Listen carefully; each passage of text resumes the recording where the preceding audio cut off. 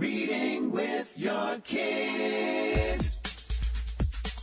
Hola, ni hao, konnichiwa, assalamu alaikum, shalom, mahaba, moni muli wanji, namaste, jambo, bienvenidos. Hi, my name is Jedley, and this is the Reading with Your Kids podcast. We are coming to you from the beautiful neighborhood of Reedville in the southwest corner of Boston, Massachusetts. We're so delighted that you're joining us in our mission to help families grow closer through reading. Thank you so very, very much. Please be sure to subscribe to the show in the iHeartRadio app, on Apple Podcasts, Stitcher Radio, Google Podcasts, Amazon Music, Spotify, wherever you find your podcasts. Our guest today is Carly Shuler. She'll be here to celebrate Hoot Reading, a really innovative service that can help your kids' reading. Before we invite Carly into the studio, we want to invite you to visit our website, readingwithyourkids.com. So much there. If you are a parent, you absolutely want to go there and sign up for our free newsletter. Find out what's coming up on the show. Find out what you might have missed. And download all sorts of really cool free stuff. If you are an educator, you can learn how we can bring a little bit of magic and a love of reading to your classroom, your daycare program, your library, your church, your temple, your synagogue, your mosque. It's all there at readingwithyourkids.com. And if you are an author, you absolutely want to go to readingwithyourkids.com. You want to sign up for our newsletter as well. You also want to check out how you can become a guest and find out about our Certified Great Read program. It's all there for you at readingwithyourkids.com. Join us right now from Winnipeg in Manitoba, Canada. Really excited to welcome our guest today. You know, a lot of us became teachers over the pandemic. You know, one day our kids were going to school, and then we heard, by the way, the kids will be learning online next week, and that was a new experience for everyone, teachers, parents, kids. And we learned a lot from that, and a lot of good things. We learned a lot of bad things. Our guest today is the driving force behind Hoot Reading, an online learning platform for kids that works. They do it the right way, and they've been doing it for a while. Please welcome to the show, Carly Shuler. Carly, how are you? I'm good. Thank you for having me. I'm really excited to be here. I'm excited to have you here, too. So why don't we start just by letting us know what Hoot Reading is all about? Yeah, sure. So Hoot Reading is an online tutoring company, but we're really specifically focused on reading. So we help kids primarily in ages 4 through grade 4, but we have kids of all ages. We help them learn to read by connecting them with real classroom teachers to read online over our app, which was specifically designed for reading over video chat and actually incubated at Sesame Street, the creators of at Sesame Workshop, the creators of Sesame Street, where I used to work. Oh, cool. Now, what's the advantage? We've had a lot of guests on the show talk about, you know, we all know that kids reading every day, it's essential. It's really helpful. Reading to an adult, reading to somebody else makes that experience even better. And we've had guests on that talk about, well, if the parent's not available, an older sibling, another caregiver not available, read to your dog. That's great, and there's benefit to that. But this is different. What's the benefit of reading to a teacher online? What can a teacher give a kid that the dog can't? Yeah, well, I would say the teacher can give quite a few things that a dog can't, and some things that a parent can't as well. Now, that being said, reading to the dog, reading with your parents, all of those things are amazing, and I would never say that those aren't worthwhile activities. But teachers, like any other profession, have been trained to help kids learn and help kids learn to read if they're an elementary school teacher. And so it's less that the child is reading to the teacher, but more that they're reading together. So they engage in a process called guided reading and dialogic reading, which is a back and forth conversation. So it allows the teacher to scaffold or push the child along in whatever they need to work on, whether it's their phonics or their comprehension. And I think that we as parents, A, don't necessarily know how to do that, of course, because why would we? But B, we really want reading with our kids to be a lovely bonding experience. And if that means that we're reading to them or we're just having it be fun and not necessarily pushing them along, I think that's actually goes a long way towards raising a kid who loves to read. Mm-hmm, mm-hmm. Can you talk a little bit more about what that guided reading is? Yeah, of course. So that guided reading, it's a back and forth conversation essentially that revolves around a piece of content. So a book, let's say. So within the Who Reading app, for instance, both sides are reading a book together and both sides can point to things and see where the other is pointing. So for example, Sam, can you reread this line? Or, Miss Carly, what's this? And so what that involves is, again, a conversation, whether it's going back to words that perhaps the child didn't articulate properly. But moreover, once you get past that sort of ability to read and sound out words, it's comprehension, it's relating things to your real life. So, have you ever been to a farm, Sam? Can you tell me the last time you were at a farm? And who was the main character on this farm? And why do you think they did this? So it's getting children to not only be able to read, but be able to read deeply and think critically about what they're reading. Yeah. There's a real difference between a kid reading and recognizing words and saying the cat jumped over the fence, and that's different than a kid who can say cat jumped over the fence. Not only because it's more fluid, but there's that tells a teacher something about the kid's comprehension. And am I right? Yeah, absolutely. So as we're progressing from, an emergent reader to a fluent reader, we go through that sort of those types of the way that you talked about that. And I think that what happens is when we're an earliest of reader and we're sounding out those words, that's where all of our brain energy is going. So oftentimes you'll hear a kid who says, cat and Sam saw a dog, they're reading in a choppy way. You might ask them what they just read, and oftentimes they don't even remember because they're putting all of those energies towards actually decoding the text, which means, doing the phonics or going through what the words actually say and not thinking about what they mean. And then as a child becomes more fluent, oftentimes, but not always, then they'll be able to start to think about what they're reading. And for us, we're really not decoding at all when we read. For most adults, we're just looking at all the words and it's flowing in and out of our heads and we're thinking about what they mean, not how to sound them out. If you've ever read a gibberish word or another language, you probably know what I mean, where you're sort of thinking about what does this word say, not what does this word mean. Mm-hmm. Yeah. Interesting. It makes a lot of sense when you break it down like that. And I think one of the benefits, and again, like you said, parents don't have this knowledge. They weren't trained. A teacher is a teacher, and they're able to do their job because they've gone to school for 4 to 6 to 7 years learning these particular skills, especially reading teachers, reading specialists. You got it. And so a lot of parents, we talk about a couple of things when it comes to using real classroom teachers to help your child learn to read. First, of course, it's everything we just talked about. The teacher knows the strategies, whether it's fluency, decoding, phonics, comprehension, vocabulary, sight words. They know how to get your child to a place where they're a fluent reader. But there's something else that we talk about that I think is really important, which is that we as parents, often, especially the ones probably listening to your podcast, we read to our children every day in those early years. It's such a beautiful time. Often it's before bed, it's cuddle time, it's bonding time. And that's so good for our kids.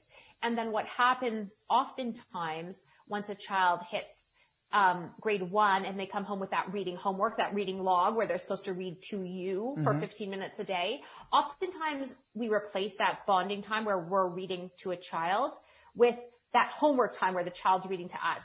And what that does is it takes away the ability to read a great story and for a child sometimes to fall in love with reading, because the truth is your child might love the story of Harry Potter well before they can read it. And so really we as parents should also be reading out loud with and to our kids ideally until they're into their early teens. And so one of the other things that we love about offering this ability for a child to read with a teacher is then the parent can just focus on reading being fun, reading being a beautiful bonding time, and allow the teacher to take that homework side of things, especially if you have a reluctant reader or a child who doesn't want to read out loud to you, which is many kids. Mm-hmm, mm-hmm. Now, what about, we've talked about dyslexia here on the show, about what it is, we had a very fascinating conversation with some educators who say, yeah, the kids who grow up reading Mandarin Chinese, they don't tend to have dyslexia because they're not decoding anything. They're just memorizing these different characters. Can your service help a kid who is challenged by dyslexia? Yeah, we have lots of readers with us who have all sorts of learning differences, language-based learning differences, whether it's dyslexia or dysgraphia.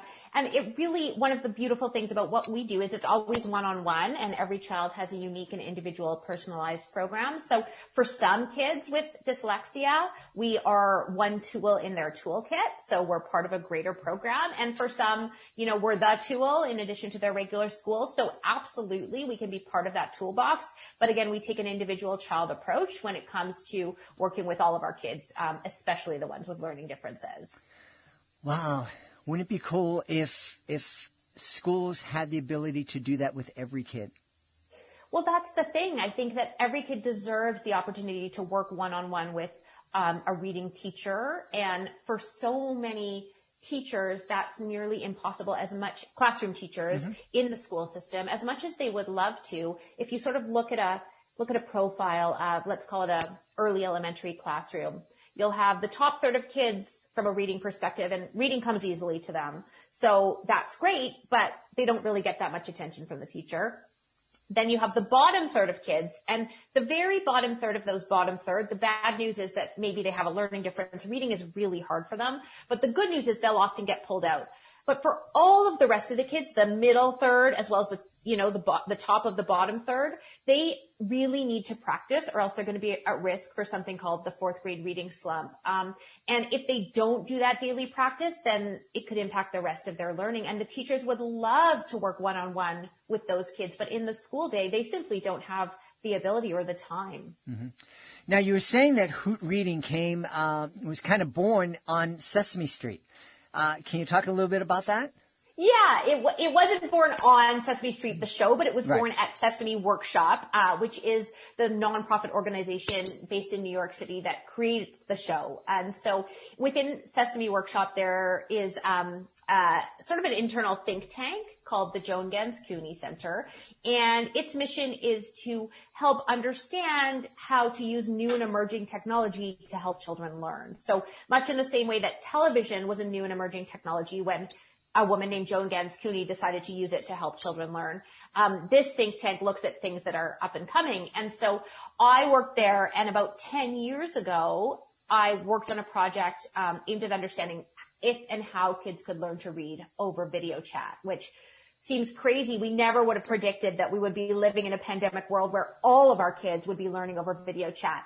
But we did have some really amazing research findings that showed that learning to read could be effective over video chat in the right set of circumstances. And that was really the research that started Hoot Reading. So fast forward a number of years, and my co-founder and I decided that idea was too good to stay in the labs, got the rights, formed Hoot, and here we are. That's really neat. So we mentioned the pandemic and the fact that, with very little warning, with very little training and preparation, kids went from being in a classroom with their peers in front of a teacher, physically in front of a teacher, to learning online. And for a lot of kids here in Boston, where my wife has been teaching for 33 years, the first week or the first 2 weeks were spent making sure kids had the technology. So getting out and getting them the Chromebooks, and then, and it was so, and I know Boston wasn't the only city. So everybody has a Chromebook or a laptop, and it's like, yeah, they don't all have internet access. Oh, okay. So then they scramble to get them hotspots, and so it made sense that without that preparation, everybody had to scramble. But then it got extended to almost a year. I mean, in some parts of the states, kids still never went back to school physically. I don't know if we learned as much as we should have over this experience. Can you talk, obviously you can't talk about individual school systems, but overall, can you talk a little bit about where we could have done better with online, emergency online learning? Yeah, of course. And I'll say to your comment about in the U.S., some kids are still home. My kids are home right now. I'm in Canada. Okay. My kids are home, learning at home. Their school year ends this week, and they've done the end of the year virtually. So I'm experiencing it not only as a professional, but as a parent. And I think that, first of all, I have to give huge kudos to teachers and schools. I think no one saw this coming. And, I think everyone has done the best they could. And so, I would never want to say that people did things wrong because it was such a crisis situation. Mm-hmm. But that being said, there are a couple of things that we learned on the Sesame Workshop project that we incorporate in our sort of methodology at Hoot Reading that I think are really important as a company that was developed for online learning before the pandemic, will be around after the pandemic. A couple of things, at least, and I'll talk specifically about our younger kids. So our children and our emergent readers. So let's say children in preschool all the way up to grade 4. So for those kids, one-on-one or even potentially small group is so important when you're online. So having one teacher and 30 children online is a very difficult learning situation for both teacher and learner. So at Hoot Reading, we're always one-on-one. There are also some online tutoring company that does small group that I think is probably effective. But I think that having one teacher and 30 students of this age group is, I haven't seen any research that shows that can be a really great experience from a learning perspective, or even just a social emotional perspective. All of those things are really challenging. So that's the first thing. One-to-one is really important to us, at least. The second thing is, I mentioned that the Hoot Reading app was incubated based on that project at Sesame Workshop. And so we're a video chat app that was really specifically designed for guided reading at a distance. So certain features that might not seem like a big deal, but I mentioned our magic finger, which allows one side to point to something and the other side to see where they're pointing. In the Sesame research, we found that was the key to effective learning at a distance. And that's because, if you can't read, how do you have an effective conversation about a book if you can't use your hands or if you can't point to something? And so again, it was like that took the learnings from very small to almost equivalent to what it would be in person. And so there are features that you can work into a piece of technology that can enable great learning. If you're teaching somebody math, if you're in person, you're going to need a different set of tools than you are if you're teaching reading. Same thing online. So when we put people on Zoom and expect them to be able to do teaching and learning, we're not giving them the right tools. And so I would say the learning is really find a technology that was created for teaching and learning online. And the good thing about coming out of the pandemic is I think we've seen a lot of great things come out that are allowing for that. Yeah. Yeah, I've seen pictures on social media of schools that did the hybrid, and half the kids were in person and half the kids were at home. But even the kids who were in person were sitting in front of their Zoom screens. So they were attending school physically on Zoom. Yeah. I know. It blows your mind. And again, I think I look back at that project at Sesame when we explored whether kids could learn over video chat, and it just was mind blowing. It's mind blowing to think that this is the world we're living in. We never would have thought. And it's amazing to me that in my lifetime, this technology has grown. We just take television for granted. But when I was a kid, it had been invented, but it hadn't been perfected. That's for sure. And I don't think it was until I was in high school till we had a color TV. And to think that we've gone from that, where I literally would have to hold on to the antenna in the house and raise my hand to get reception sometimes, to the fact that you and I are here, we're thousands of miles apart in two different countries, and we're able to look at each other face to face and have this conversation. Why do you think we haven't? Obviously, Sesame Workshop was innovative in terms of thinking, how can we use this technology? Some folks have been thinking about it, But it doesn't seem like enough people have been thinking about the fact that we have this incredible technology.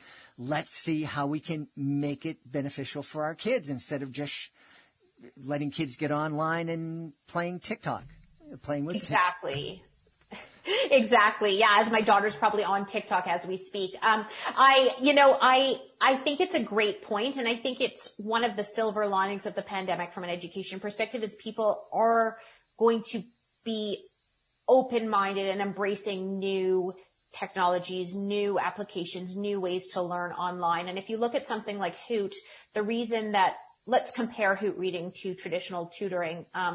If you're going to put your kid in traditional tutoring at the age of, let's say, 6, first of all, you're probably only doing it if they have, you really have a challenge.